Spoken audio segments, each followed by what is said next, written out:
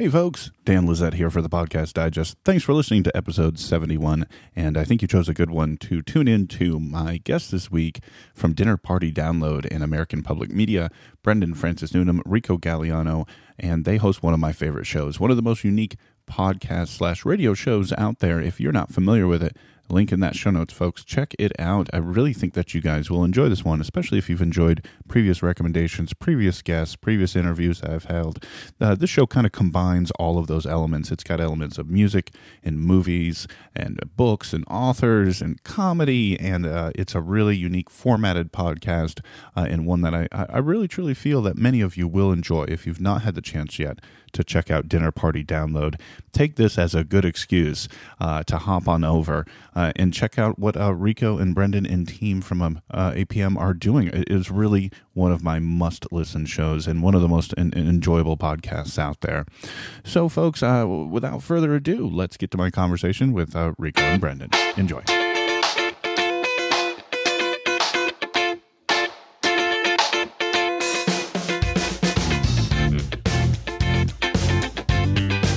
Folks, welcome back to the Podcast Digest. This is episode 71, Dinner Party Download, and I've been very fortunate to be joined by both co-hosts from the Dinner Party Download, Rico Galliano and Brendan Francis Newnham. Welcome to the Podcast Digest.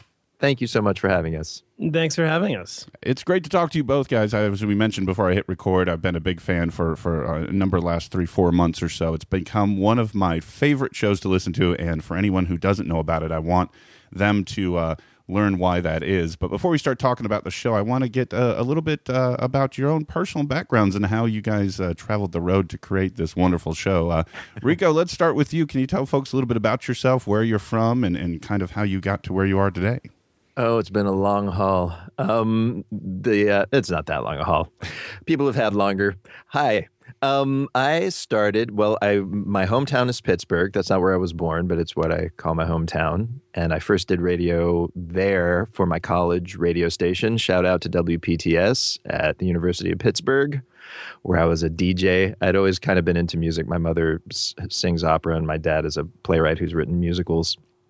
And I was always into alternative music, and I was spinning that stuff.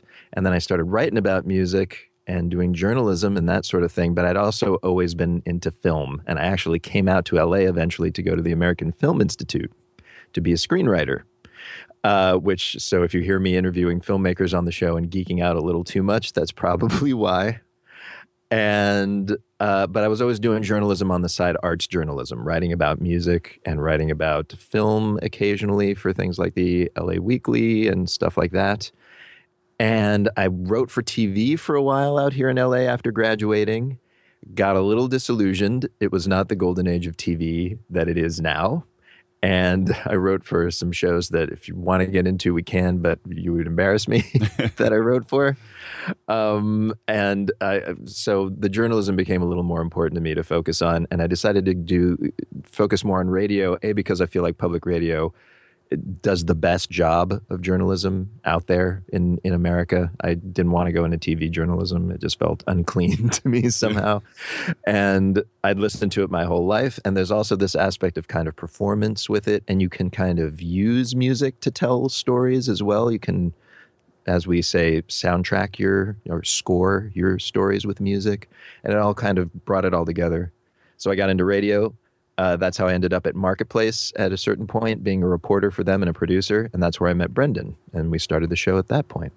And that's about, 15 years of history condensed into however long that was. All right, Brendan, your turn to give it the same attempt. I don't know if I can match that time-wise. That was pretty in-depth. Yeah. It's like when you apply for a job, or when I used to apply for jobs before I had this dream job that we created together, I'd have 2 resumes. And one would be like for whatever job I was applying for, like, radio, and one would be for, law or something. I feel the same thing. Like, which resume do I give? But essentially my radio resume is, grew up loving it. When I was in junior high school, I was awarded a little prize to take this class in writing for radio at the local KYW News Radio in Philadelphia, which we all loved as children because it was the radio station that told you when your school was closed when it was snowing. So just the sound of the typewriters in the background, it just warms the heart of any child in that region. And did that. And then in college, I went to Antioch College and I ran the radio station there. It's a very tiny school. It was a hippie school. I dropped out of it, goofed around a lot around the country and in Europe, and all the while playing in bands and participating in culture in various ways, including writing for some magazines and newspapers and stuff. And then lots of other interesting things happened. Went to law school. Notice how he glosses over that part. And that's a skip ahead. At one point I worked for Terry Gross. I graduated from undergraduate finally from Rutgers, applied for a job, and turned out it was with Fresh Air with Terry Gross, one of my favorite radio shows. I was a researcher. Only problem is I wanted to be her. I didn't want to produce her. And it would take me many, many years and a detour through law school, but eventually I ended up working on an art show in Philadelphia, and then I ended up moving out to California, and then ending up at American Public Media, who makes Marketplace and other shows. And Rico and I met, and I had been experimenting with some podcasting back then. Rico was doing some great reporting segments for Marketplace and Marketplace's weekend show, and we combined forces, and we're like, hey, you and I, we don't really like money. We don't have any money. Why would we be on Marketplace? Yeah. We love culture. We're culture vultures. And so we created this show that we thought was a blind spot in public radio at the time. And through the only means we had, which was a podcasting, which was still a very, very new world for us. And that's the beginning. Yep. That's Act One. Now, I heard you guys... Go ahead. No, we're good. Well, I heard you guys talk about this, and I was hoping you'd retell the story. Today on the website, Dinner Party Downloads described as a fast and funny hour of culture, food, conversation. Essentially, it's public radio's arts and leisure section. But that's not how it started, right? I heard this story about you guys restarting this late at night. It started as a segment and kind of grew. So, and speaking of Act One of Dinner Party Download, what was that like? That was what was started. The show began, the concept of it was that it would be in 15 minutes, we would tell you all the stuff going on in arts and culture that you would want to know to discuss it at a dinner party. So on your way to the party, you could listen to our podcast, and by the time you got there, you would be caught up to some extent on the week's arts and culture. And it was, aimed at people who were busy, but still wanted to be a part of that culture. And there's so much out there that it was hard to condense. So we'd be kind of your curators for it. But also, it was if I may, sorry, it was a little bit of we were that person for our friends, and it was almost a little bit sarcastic. Like, why do you have me at the party? You can just listen to this show, and you'll get a restaurant recommendation. I'll tell you about a movie you haven't heard about. Here's an album you hadn't heard about. I felt, because I had many friends in academia at that time and other places, that all they wanted to talk was like pick my pockets for what was going on. So it was like, you know what? Here, we'll just give you this show, and you'll have it. That's all it is. RSVP'd with an email MP3, basically. That's right. That's right. And then I sat home alone and said, and was happy. See, that'll show them. Yes. Now I don't have any friends talking to me. Exactly. I hated that part of my life. But so that was the idea to start with. What's funny about it though is that we had. Remember, this is podcasting. There are no time constraints. It's not like it has to be any length. But because we'd had this idea that it should be 15 minutes, we just decided that all of the things within that should be incredibly short. All of these little segments would be super, super short. And there came a point where we were starting to get guests on the show. For me, it was Spike Lee, where, we would talk to these guys for an hour, and we would use seriously 4 minutes of it. And it was Spike Lee talking about Do the Right Thing. You could talk to that guy for a day about it. And so at some point we started growing the show a little bit more. It got to like a 25 minutes or something crazy. And at the point that it started getting very popular, our company kind of said there's no room in the public radio sphere for something that short. You should expand it to an hour. And we wanted to keep it as fast, that kind of quick clip of these short segments. So we added more segments, which is why now our show is, I think about 12 segments long, which is a lot for a weekly public radio show, and is also why we don't get a lot of sleep, because we got to fill all those with guests. So how did the segments come together? That was something I wanted to talk about. So anybody who's listened to an episode of Dinner Party Download, and folks, the links are in the show notes to subscribe, because you should. You start out with the icebreaker, which has got to be a fan favorite. You guys have put out episodes of just icebreakers, I believe. Yes. Yeah. How did that start, and what's that process been like collecting all those? So we had this idea of, as I said, we wanted to arm people for their dinner party, and then it became excuse me, a pretty elegant container for all these different things that we wanted to do, which was we wanted to cover movies, we wanted to cover food, we wanted to cover books, and all this sort of stuff. And so, yeah, I don't know which came first. The guest of honor, which is the centerpiece of our show, pretty self-explanatory. That'll be our guest. And then the main course will be a class about food. And so those things kind of, spoke for themselves. And then we were trying to think of other fun things. We knew that we wanted to start the show unlike other typical shows at the time, which is just like a billboard at the very top. And a billboard is, Here's radio-ese for just like, hi, I'm Rico and I'm Brendan. Here's what's coming up. We wanted it to sound different. And so we started off with a cocktail party. You hear the glasses, clinking and the plates and the knives. Sound effects. And then we just like the idea of someone telling a joke. My relationship to it was I have an uncle who to this day continues to tell me jokes. And it's not like he's actually a cool uncle who tells jokes. Yeah. But he calls you over and he's like, hey, Brent, come here. And he'll tell you something dirty or something. And it's really funny. And we thought, all right, let's resuscitate the joke. How come no one tells jokes anymore? And now we know the answer because jokes aren't very funny. Yeah, they're terrible. Especially when they're clean and under 20 seconds, which is what they need to be. They're groaners.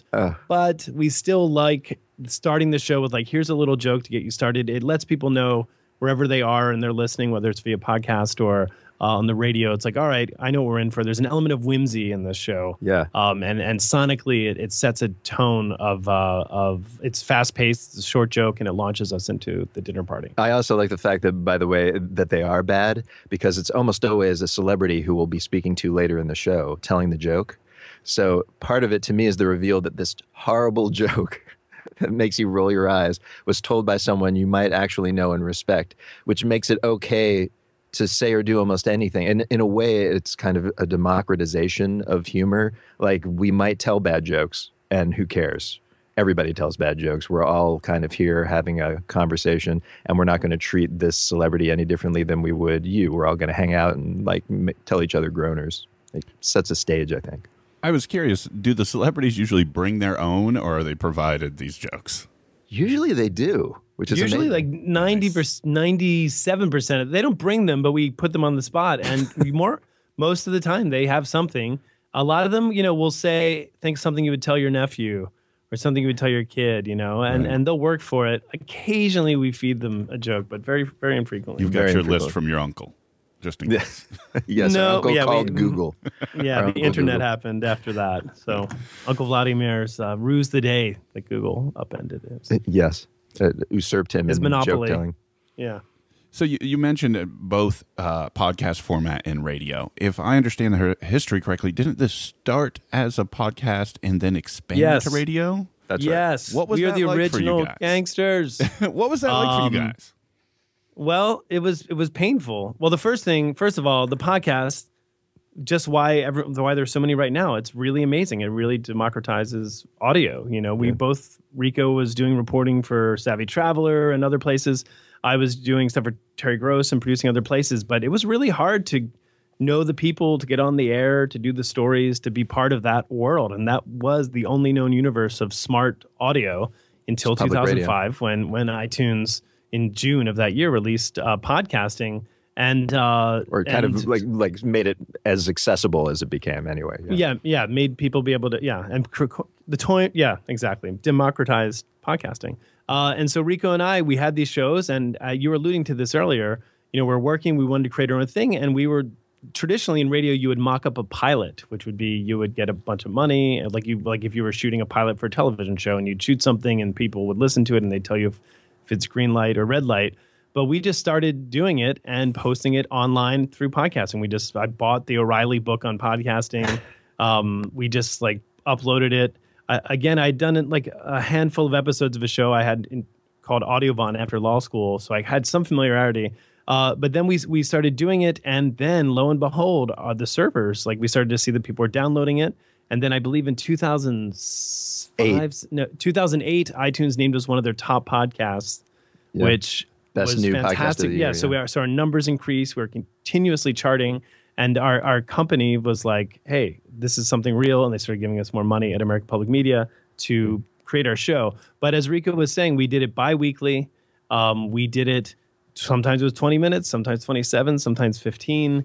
We would be a little more, we didn't curse really, but we would be a little looser. Yes, maybe a little bluer. But I think at the time, podcasting was at such an immature stage, and it was still really expensive to get good microphones and editing stuff, that what separated us a little bit wasn't just the novelty of our concept, was we sounded good, the quality of our audio, because we were using Frank Stanton Studios. Yeah, we were using Marketplace's studios. So basically, we were driving a Maserati to go on a beer run. Like it was like we really had this state of the art equipment, and then also Rico and I had a background in editing, and Rico had a writing background. I did some writing, so we had standards. We knew how to write for the audience. We knew how to be clear, and I think that in the early days, it really was just a bunch of dudes in garages. Yeah. But we were two dudes with a background in writing for audio, and also in a beautiful, beautiful studio. Yeah, so we lucked out.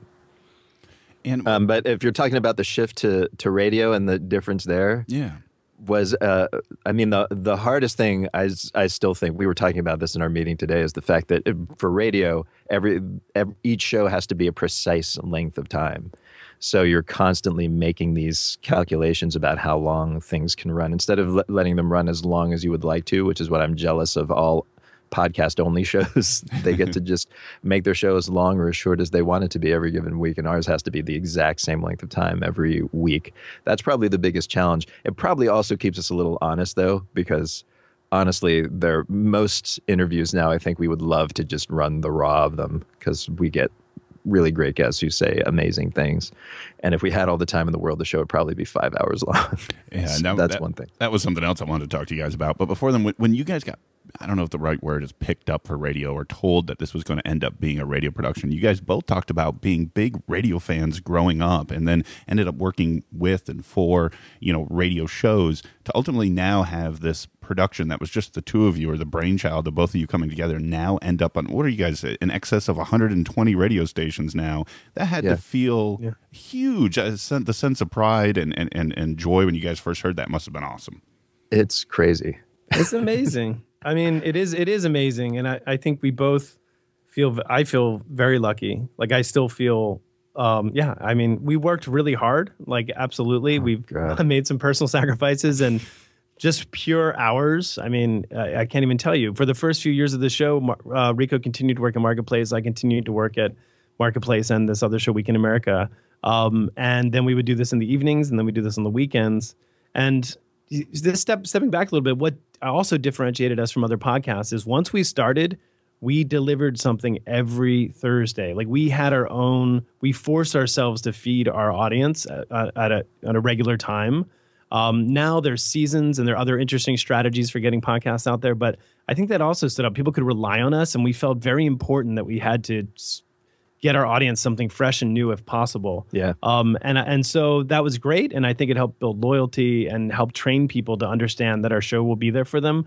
But it did take a toll on us. We didn't even run a rerun. We didn't run a single rerun until we'd actually been on the radio for a while. Like, we've been doing the podcast. Years out. Yeah, for years we never ran a single rerun, which is why anytime we do run reruns every now and then now, and people will be like, "Oh, rerun," and I'm like, "Shut up! You're entitled. We've given you enough." Yeah. But as part of the success part, I mean, I think Rico and I are more likely to tell you all the things we need to do, could do better, what would be more interesting. But also, I feel like, is there a positive metaphor equivalent to the frog in boiling water, where the frog just, by the time it's boiling, doesn't realize it needs to jump out? If there's a positive one, it just so happens that now we have a staff of 4 people, and that we have a budget. If we're going to doing this great live show in Los Angeles with Father John Misty and Jason Schwartzman to 1,200 people in the most beautiful theater in LA.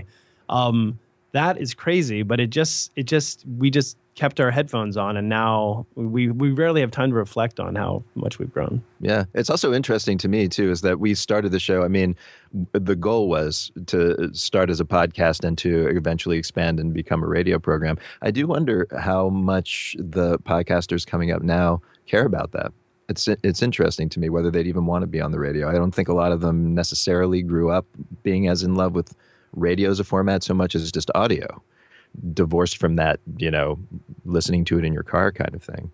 I'd be curious. I don't know.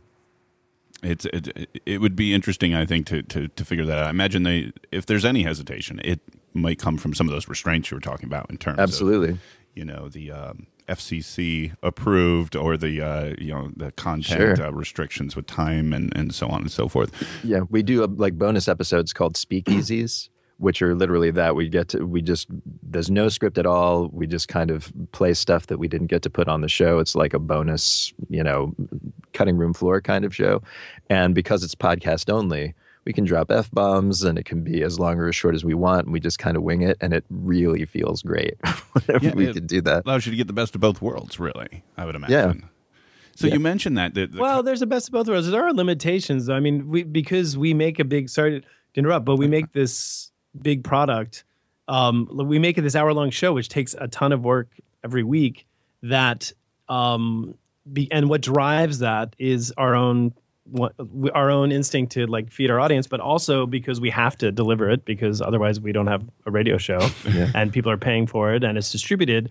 But we also don't get to be looser. We don't get to be when you decide to do something FCC approved, it's not just cursing. There's there's you have to scrub yourself a little bit if you're making a popular product, you're scrubbed a little bit of some edges that I think sometimes would be more fun as a writer and maybe would win loyalty that some podcasts have achieved because they just, like Mark Maron, for example, he gets just to be Mark Maron, he's uncensored. However he feels, uncensored. Right. That's something that's exciting, but we don't get to veil ourselves up. Yes, except on these kind of podcasts, these bonus episodes, which I would urge people to go and find. We've done about 4 or 5 of them now. Yeah, those were awesome. I've heard all of those for sure, and those are, like you said, the ones that didn't necessarily be cleared or okay. Sometimes there's such good stuff in that other content as well. What I was curious about was, and we've talked about a little bit, the guest list that you guys have had. And I think I mentioned this in my recommendation a few weeks back. It is crazy, the guests that you guys have been able to pull in, and you guys, I was telling my wife before we started this, I said, yeah, I'm going to be talking to these guys, and they've talked to, and I just ran down 6 or 8 names. She's like, wow. And it is crazy, the guests that you guys are able to pull in, and I'm sure that these are not, like you said, the 4 to 6 minute segments. Even for the guest of honor, maybe they're 10 or 12 or 15 minutes. These conversations are probably much longer. It can be. How are you guys able to choose what gets cut and what gets included? Because there's got to be this compulsion to be like, there's so much good stuff here, I want to just include it all. Yeah, that is a constant calculus and battle between ourselves and within ourselves. Yes. I mean, part of it is an aesthetic.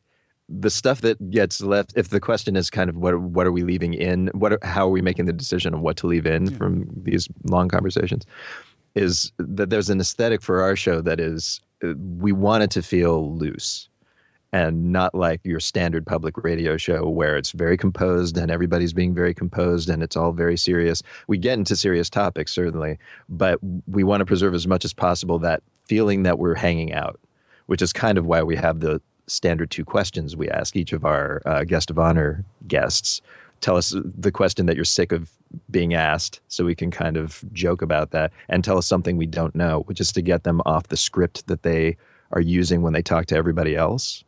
And we always are trying to cut for that, the thing that we haven't heard before, the moment that feels genuine where we're joking around and interacting like just regular people and not, radio host and celebrity or something. So that's one filter, I think.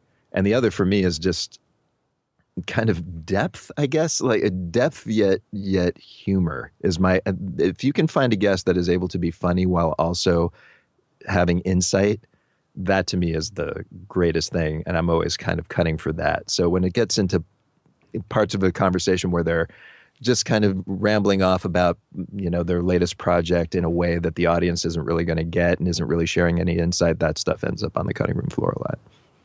Yeah. So I think as having a writing background, I think of one of the greatest books on nonfiction is by William Zinsser, and I think it's just called On Writing. But one of the first things he talks about is being a writing teacher, and the first thing gives the students an assignment, and then they come back, and he doesn't even grade it. He just writes on top, reduce by 20%. And then they bring it back, and then he cuts it, and he's like, reduce it again, and reduce it again. And really, the essence of good writing is editing. And same with conversations and radio. All the things Rico said, we're filtering for. We have our own styles, but we absolutely agree on depth and humor and whimsy and where we are in the universe of podcasts and radio. Terry Gross and Mark Maron, they do hours with people or 45 minutes. That's something different. You would have a different approach. We do 8 minutes, and we're trying to get something else. Usually it's in the part of their media cycle where they're showing up everywhere. So we would rather have them being, do something unique. But then we also allow ourselves, because people have gotten to know us, to follow our bliss. And, Rico interviewed a documentarian who directed a movie about Truffaut and Hitchcock the other week. So he's maybe going to get a little deeper and more idiosyncratic than he would, because he really likes the topic, and that's okay too, because it's balanced out by Cindy Crawford 2 segments before. So there's a lot that goes into the math. I mean, it really is. Now that we finally just hired a producer, and trying to translate our filters is really trying to really get difficult. Them to understand. Yeah, we always had a producer, Jackson Musker, who's a great guy, but this is an associate producer. And trying to explain to her why you would cut something and keep something else is so idiosyncratic. So we do cut our own stuff. Both Rico and I cut which is pretty unusual, I guess, around public radio hosts. We cut our own interviews for that. But I think if people are listening to this show for podcast advice, I don't think I'm qualified to give advice on much about anything. But I can say, edit it. Just keep cutting it, because you're not as interesting as people think you are. Yeah, it is. I mean, one of the great things about podcasting, of course, and I think it's also one of the reasons why people get so addicted to it, is because it's unfiltered. You really feel like you're a fly on the wall that gets to peer into something real that's happening in real time. But the best people, like Mark Maron, are able to pull that off for an hour, because they themselves have very interesting questions, and they can add something to it, and they know how to pull stuff out of a guest. It is the rare person that you can listen to for an hour and not go, maybe about 20 minutes is not something I needed to hear necessarily. I had a friend come up to me the other day and say, hey, I'm starting this podcast. And the first thing I asked was, it was an interview show. He was going to interview one person. He'd never done a podcast before. And I said, how long is it? And he said, I'm thinking like an hour 15. And I was like, nope. Don't do it. I am feeling like I need to cut this whole recording down to about 8 minutes. Oh no! This one should be an hour. This one's different, because you guys have just inspired me, though. I'm thinking there's 2 of us, Brendan so and that's Rico, at least 2 hours. That's like 2 hours. We are talking about extremes, of course. There's like the hour and a half, 2 hour long podcast, and then there's our show, which like crams ridiculous amounts of information into tiny pieces of time. And there's probably an in-between that is all right. I thought about doing it just to be funny and just send it to you guys as, here it is. It's just 2 minutes. I did what you guys said. So this all-star roster of guests that you guys have had the chance to talk to, for each of you, I'm curious, personally, the one that you were most nervous or excited to sit down and talk to. Oh, in the past? Anyone jump My out? answers to this question are always boring, because... They really are, because my favorite, and they're all kind of like outsiders, not maybe the sexiest gets, for example, Al Pacino is probably the biggest person I've interviewed this year, maybe arguably since I've been on the DPD. Yes, we had a fine time. It was a good interview. I recommend people listen to it. But I don't know, I don't have a connection with Al Pacino. I do. Martin Amis is a British author. This is the nerdy part. Who I've adored since I was young. I know he's brilliant. He's the son of Kingsley Amis, who was a notorious wit, also brilliant. Also, both of them don't suffer fools. And we had him come in to speak about a minor book of his in retrospect. And it was face-to-face, and I was really nervous. And I worked so hard to be prepared for that interview, even though most of my audience doesn't know who he is. And so I was really going to have a relatively shallow conversation. And that was part of the stress, frankly, because as a host... I'm responsible for people who haven't heard of anyone. And so you often have to put yourself in a position where you sound dumber than you are because you're not representing you or you're not trying to impress someone. You know, in regular conversations, you're immediately telegraphing to the other person, oh, I get what you're saying. In a media conversation, it's different because I'm trying to think of my audience who hasn't heard of someone. Right. Like we'd have Shamir on, but my parents are listening to the show. They don't know who Shamir is, stuff like that. So Martin Amis, though, I had the stress of I want this guy to know that I've read every one of his books, that I've read Nabokov's, that I've read Saul Bellows, that I really think deeply. But all I really have to do is ask him questions like, where did you get this idea for Lionel Asbo, your new book? And so I actually had I was stressed out. But we did deploy a strategy that Rico and I both use occasionally, which is with someone like that, you have your 40-minute conversation, right, that you want to have exactly as you want it. And you embed in that conversation the 6 minutes of the more maybe general mainstream questions that you'll edit later. And then you just kind of cut out all the stuff that you did for you and just leave the mainstream stuff. So long answer. It's true, but I feel you. For me, the most nervous was for Steve Martin because this is, I think, common knowledge now at this point, that Steve Martin off stage is he's not cracking jokes all the time. He's a very smart, fairly serious guy. And I knew that, and also he was coming in to talk to us about his music. He's been on this bluegrass kick for a while and has been touring around playing bluegrass music and banjo music, which I really liked. And actually does have a lot of comedy in it. He does a lot of comic asides in his live bluegrass shows. But I figured he was going to come in and we were just going to be talking about music, which is great. And there's interesting stuff to ask him about it. But also, you know that yourself, as somebody who's followed Steve Martin since I was, in the womb and listening to his record albums in the 80s and 70s, and the audience want to hear about his most popular stuff, his comedy, Right. And figuring out, writing these questions that would be about music, but then would sort of dovetail into comedy so that I could kind of satisfy both of those worlds was really giving me agita for days before that interview. But what's interesting is he came in, it is true, he's a very serious guy. He's totally nice guy, but very serious. He's not cracking jokes. But right from the very beginning, he was totally willing to talk about comedy, it turned out. I had the completely wrong idea about it. And that was one of the best half hours maybe of my life, hanging out with that guy. He is a hero. And that was it's a great interview. Yeah.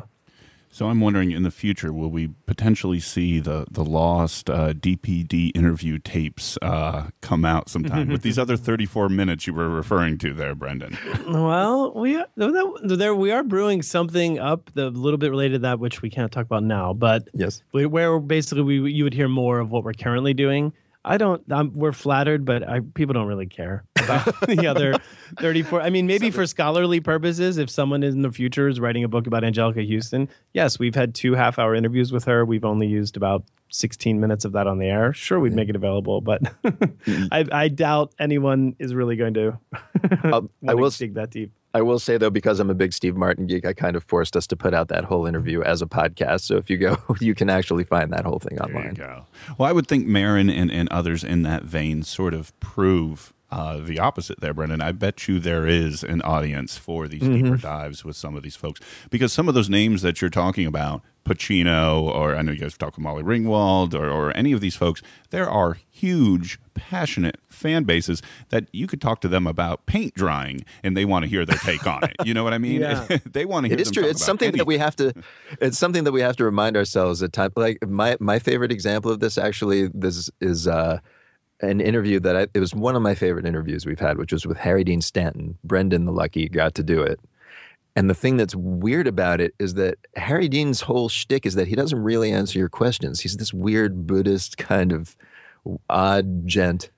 If you don't know, he's a character. People love character actor, most famous for being in Wim Wenders' Paris, Texas, but he also is appeared as the dad in Pretty in Pink and all these other plays. Just looks like the classic American first dude killed an alien.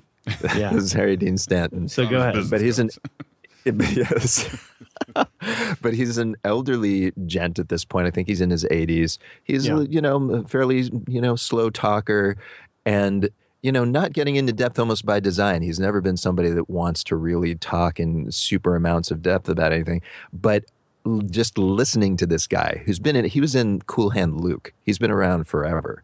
And just hearing him talk and hearing the texture of his voice and thinking about everything he's been through and the occasional story that he did tell was plenty. It's riveting, even though he's not really giving you all that much. It's just, I think people, and I especially, tend to forget that just kind of like listening to people who've done great things can be pretty interesting. So you're right on a level there.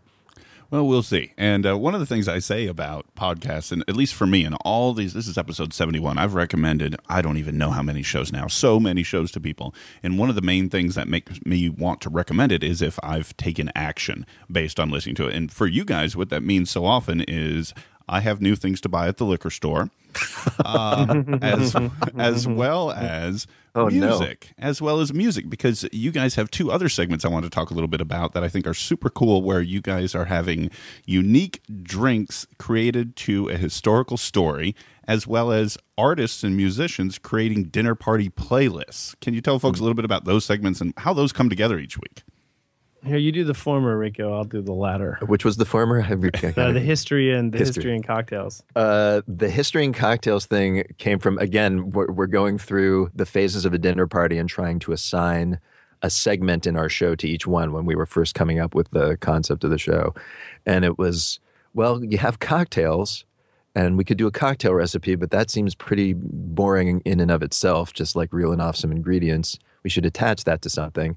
And it was like, well, we both like history, and there are a lot of interesting stories from history. Somehow we figured that, you could quickly tell a story from history and then get somebody to pair a cocktail with it, that you could make a cocktail based upon it. And that seemed like a treatment that we'd never heard of anywhere. We're still, I'm pretty sure, the only public radio show that regularly tells you to drink and gives you instructions on how to do it. Yeah. And this predated Drunk History, the TV show, which I really think listen to us in Los Angeles. Really? But, oh, yeah. Absolutely. On their side, nobody actually gets drunk on our show, which is the genius of Drunk History. And then I'll just throw this in and let you keep going. But the other part we liked about it is we call up bartenders in the towns where the history takes place. So if it's London, it's London. If it's Kansas City, it's Kansas. And we liked that idea of, again, we always had national aspirations for the show. We liked getting different voices onto the program, and it was another way to do that. Yes, and by the way, what's amazing about it is that very often the bartenders, we always pick, so if a history segment was set in Arkansas, it was some historical thing that happened in Arkansas, we get an Arkansas bartender to make the drink. And it's amazing how often they know stuff about that history that we don't know. Bartenders are like the smartest people in America. They really are. It's incredible. And they'll sometimes do extra research on top of ours, or they'll talk to people in the town that know people that participated in the history. We deputize them as reporters almost. It's pretty amazing. So, so we do that. The one downside of that is that very often also they're very proud of their local distillery usually. So very often their recipe invariably includes some liquor that you can only get in this small Arkansas town in limited run batches of 100 bottles that no one's ever going to find. So many people come up to me and was like, so are you going to have a history? Are you going to have a cocktail on the show I can make anytime soon? Yeah. But it's more to hear the act of creation. So we do this funny, this humorous history, and then the bartender creates the drink. Yes, it's kind of fun to watch what they come up with. I think there's a coffee table book that needs to be produced of all these cocktail recipes. Well, funny you should mention that. We are working on a book. We are working, but it's not that book. We will do that. Book will happen. Yes. But we are working on a book. We can say now about it's called basically the Dinner Party Manifesto, and it is about entertaining, because as anyone who listens to our show knows, our show isn't about dinner parties as much as it is a culture magazine about all this cool stuff happening. But the name is the Dinner Party. The conceit is the dinner party. And gosh darn it, if people don't call us up all the time and ask us to comment on how to do dinner parties, which we feel confident doing. So now we're writing the book on it so people can say these guys wrote the book on dinner parties. So that's happening. Right. How to do one, basically, is the idea. But if you want me to tell you about the soundtrack, which is the other segment you're mentioning, I can lay it out. Yes. So the soundtrack segment is where a musician comes by, or a band, and they tell us 3 songs they would play at their dinner party. And the reason this came about was Rico and I both love music. In the very early days when we first met, we tried to play music together, quickly realized we didn't want to play the other person's songs, and started a show. Yes, we both wanted to be front man. We can do that very easily in radio. It's not as easy in a band. That's right. But here's the dirty secret behind our soundtrack segment, which people like.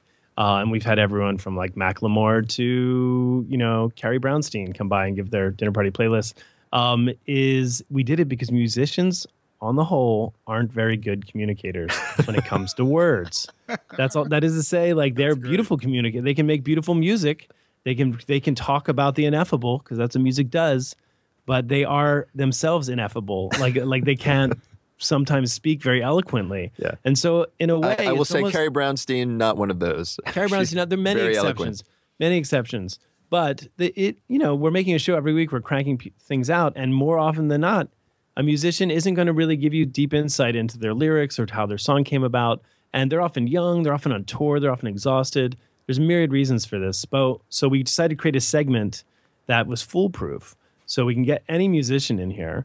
And then they all love to talk about music. They're deep listeners. They listen in a way that we don't. They travel the world, and their record bins are bigger than ours.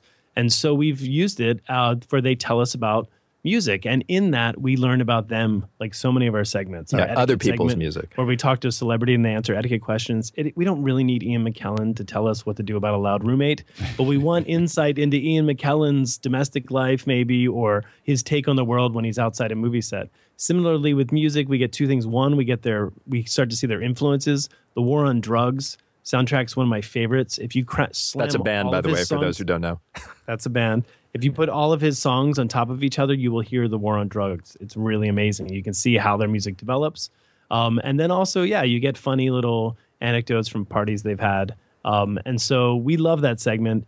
It's become... And really it's become, popular. and it's not that demanding on the guest. They get to come in and just give us 3 songs, and we do the work for them. That's one of our favorites. Yeah, it's really proven cool. Also, it's really interesting listening to trends develop. There was a point where I think 3 weeks in a row, musicians from completely opposite ends of the musical spectrum were all playing dub reggae. All of a sudden, everybody was playing dub reggae. Then there was a point where, again, 3 completely dissimilar musicians all had Tropicalia on. That was suddenly a big thing.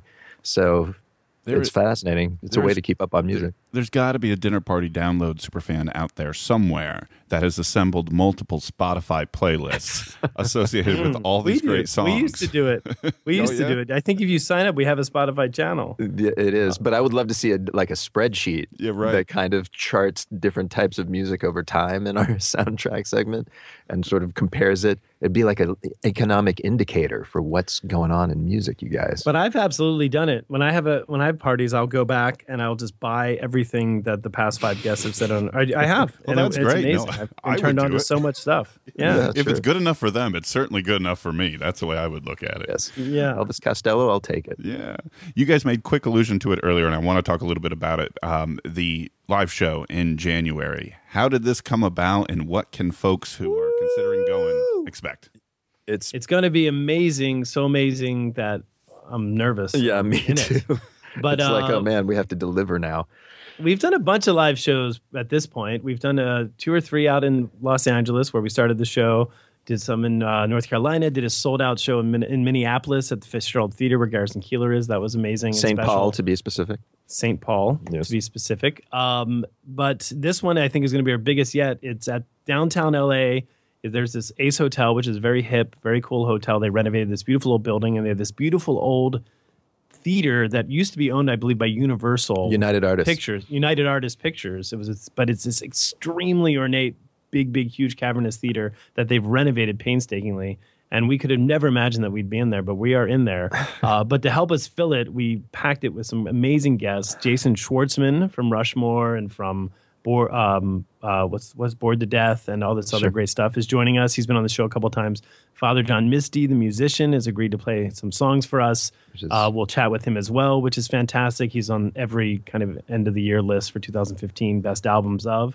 And some special guests that I really wish we could say the names but we can't for reasons that'll be clear afterwards.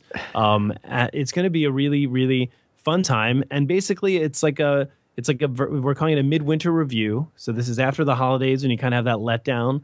We encourage people to come, gather, convene, and we will have song and we will have mirth. And Jason Schwartzman will answer etiquette questions and we'll watch movie clips and we'll do some other fun stuff.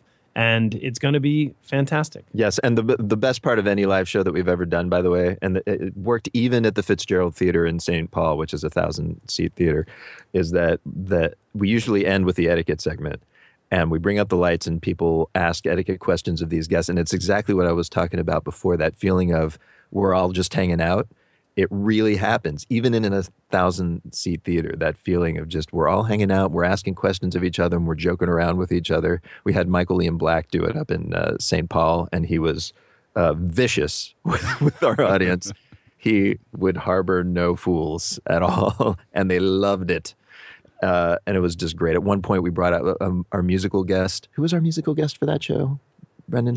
We had the singer. Yeah. Oh, man. Oh, Angel Olsen.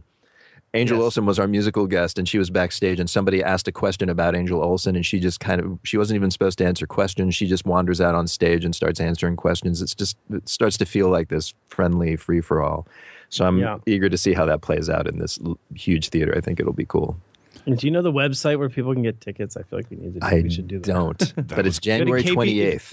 Yeah, if you go to scpr.org, Southern California Public Radio.org, you can find it there, or just go to our website, Dinner Party Download, and you'll find it. Just Google it these days. It's on there. But it's going to be a good time, and I know people on the East Coast that I'm not related to who are going to come just because it's the dead of winter and tickets aren't crushingly expensive. And to see Father John Misty and Jason Schwartzman and some other guests for the ticket prices, it's a pretty good deal just for a hoot. Yeah, guys. Doors at 7. Doors at 7. Show starts at 8. January 28th. The theater at Ace Hotel. And you were right, scpr.org. I will put a link for that in the show notes as well. Thank you. I just got one question. Is Jason on the hook for the icebreaker? Is he going to open it up with that? Oh, that's a good question. We don't know. In the past, we usually have a video icebreaker. We've had John Waters. We've had Rich Summers. Yeah. So who knows? We may have some trick up our sleeve, or we may have someone do it live. That's interesting. John Waters was amazing. He told an anti-joke. He told a joke about how he hates jokes. He said, I hate jokes, and if you tell one, I hate you. Wow. Well, we're wrapping up, but I just got to get an update on one thing. In my research, I went to the Dinner Party Download Facebook page, and I saw the timeline of events that in 2016, it says DPD micronation established on abandoned oil platform in the South Pacific. How are we looking, gentlemen? It's progressing. I mean, frankly, Congress is standing in the way. Well, after this weekend, there will be more abandoned oil platforms, so we look forward to that. But at the moment, we were about to do this, and then we're like, you know what? It's more important that they put windmills here to create clean energy, because that's the type of guys we are. So we're going to hit pause, and we'll say 2026. There's a lot of moving parts. Well, as long as the 2017 goal stays in place, where you guys seize complete control of the world, abolish war, and, of course, the most importantly, mandate afternoon naps. Yep. Naps are important. In fact, it's getting close to my nap time. There you go. With that, Rico and Brendan, thank you guys very much for taking the time to join me. Before we go, can you tell folks where they can subscribe or listen to Dinner Party Download? Sure, that's dinnerpartydownload.org is our website. You can find us on every app where podcasts are podcasted, among them Stitcher and iTunes. And please download away and tell all your friends. It would be lovely. Marvelous.